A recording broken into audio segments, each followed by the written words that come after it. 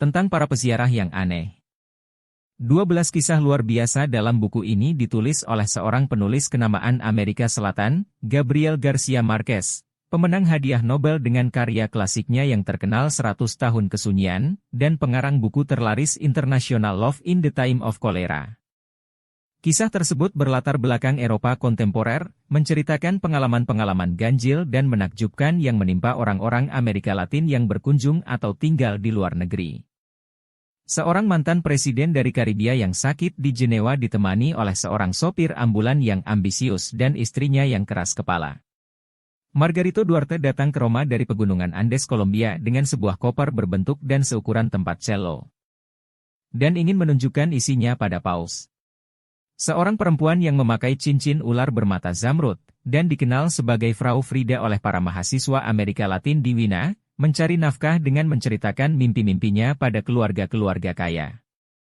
Seorang musisi panggung Meksiko yang cantik sedang dalam perjalanan kembali ke Barcelona ketika mobilnya rusak, dan dia berakhir di rumah sakit jiwa. Di Tuscany, ada keluarga yang sedang liburan. Mengunjungi kastil Renaissance yang kini dimiliki seorang penulis Venezuela terkenal.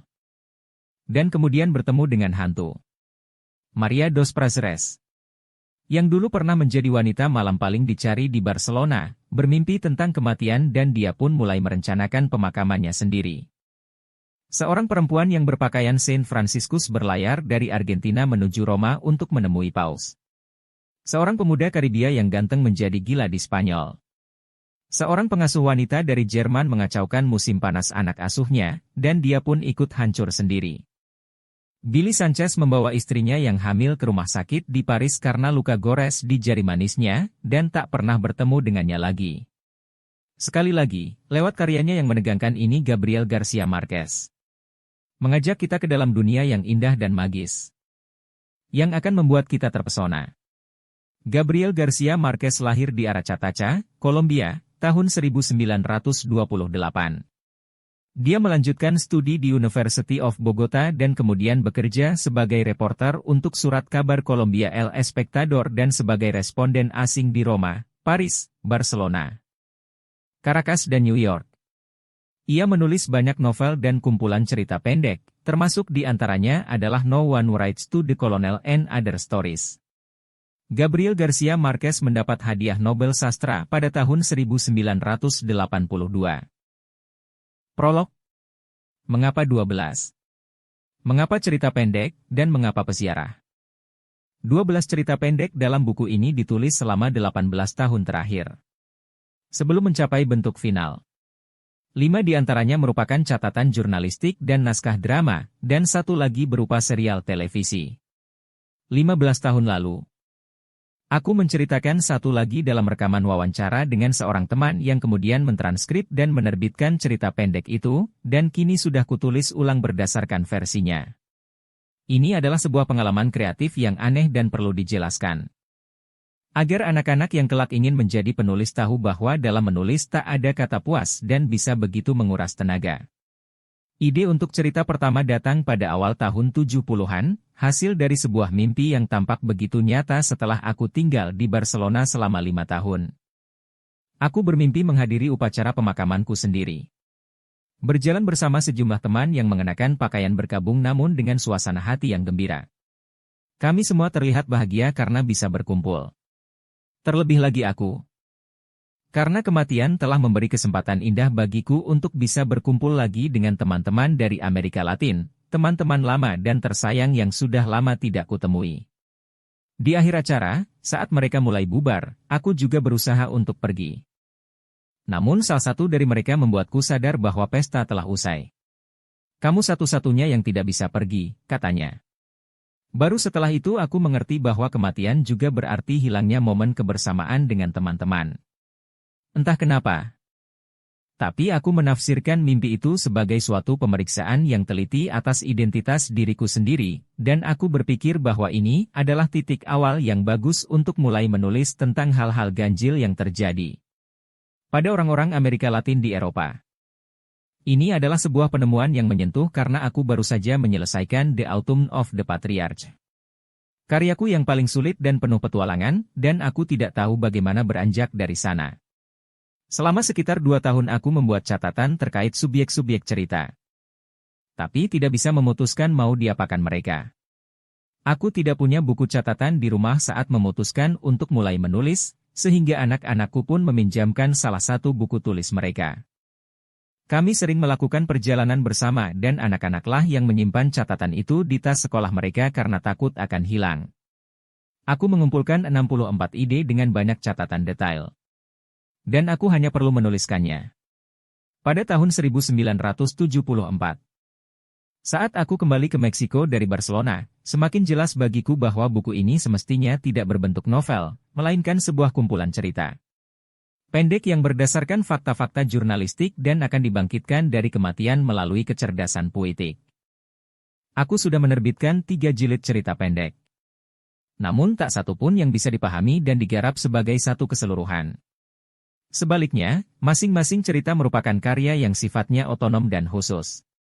Oleh sebab itu, menulis 64 ide cerita pendek ini mungkin menjadi sebuah pengalaman menakjubkan jika aku mampu menuliskannya semua dalam sekali percobaan, dengan gaya dan suasana yang satu kesatuan, sehingga membuatnya tak terpisahkan dalam memori pembaca. Aku membuat 2 yang pertama, Jejak Darahmu di Salju, dan Kebahagiaan Musim Panas Nona Forbes, pada tahun 1976 dan menerbitkannya segera dalam berbagai rubrik sastra di beberapa negara. Aku terus bekerja tanpa jeda, tapi di tengah cerita pendek ketiga, yang berkisah tentang pemakaman, aku merasa sangat lelah. Lebih lelah daripada saat mengerjakan novel sekalipun. Hal yang sama terjadi dengan cerita pendek yang keempat. Bahkan aku tidak punya tenaga untuk menyelesaikan cerita-cerita itu. Sekarang aku tahu penyebabnya. Upaya yang diperlukan untuk menulis cerita pendek sama intensnya dengan saat memulai sebuah novel. Karena semua harus ditegaskan dalam paragraf pertama, termasuk strukturnya, suasana, gaya, ritme, panjangnya, dan terkadang bahkan kepribadian tokohnya. Setelah itu, yang ada hanyalah rasa nikmat saat menulis. Kenikmatan yang paling intim dan sunyi yang bisa dibayangkan orang. Kalaupun sisa hidup seseorang tidak dihabiskan untuk mengoreksi novel, itu karena tekad kuat saat mulai menulis buku juga diperlukan saat harus mengakhirinya. Akan tetapi sebuah cerita pendek tidak mempunyai awal dan akhir, entah itu berhasil ataupun tidak. Jika tidak berhasil, berdasarkan pengalamanku sendiri maupun penulis lain, akan lebih baik bagi kesehatan Anda untuk memulainya lagi dengan cara yang lain, atau lemparkan saja cerita pendek itu ke keranjang sampah seseorang. Aku tidak ingat siapa pernah melontarkan kalimat yang menenangkan hati ini.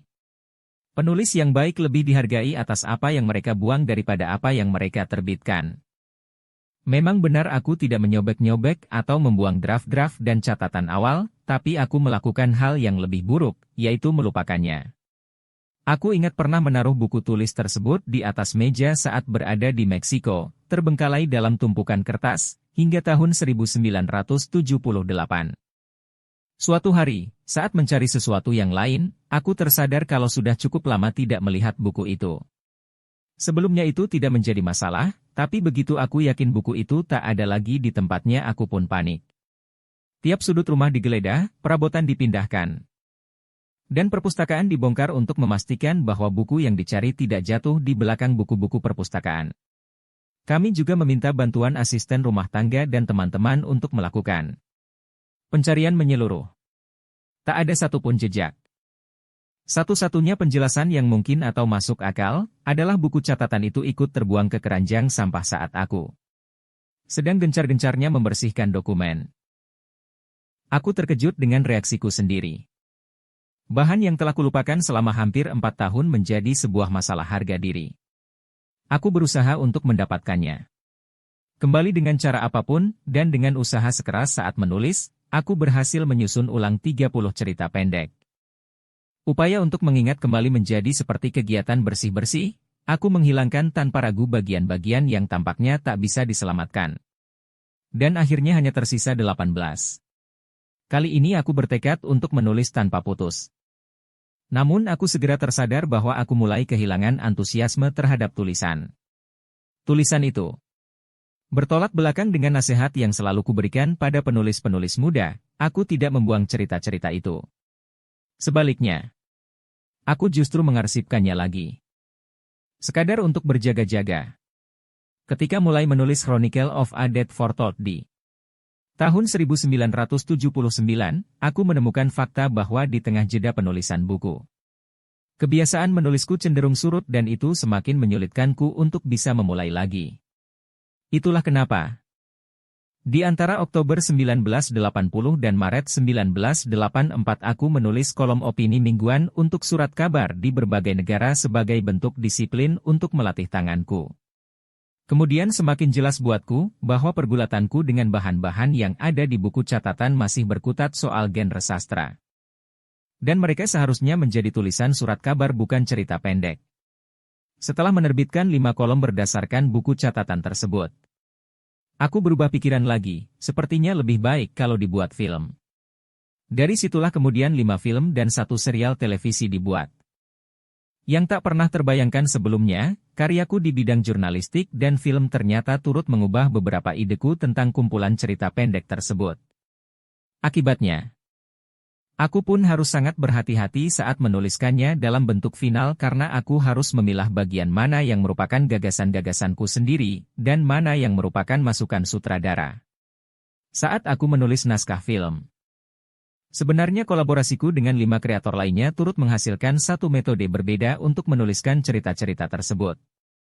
Aku mulai menulis satu cerita ketika ada waktu luang, berhenti saat merasa lelah atau ada beberapa pekerjaan tak terduga yang datang.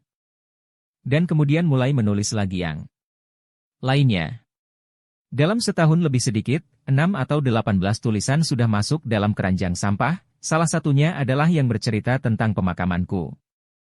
Ini karena aku tidak pernah bisa membuatnya semenarik apa yang dulu pernah ada dalam bayanganku.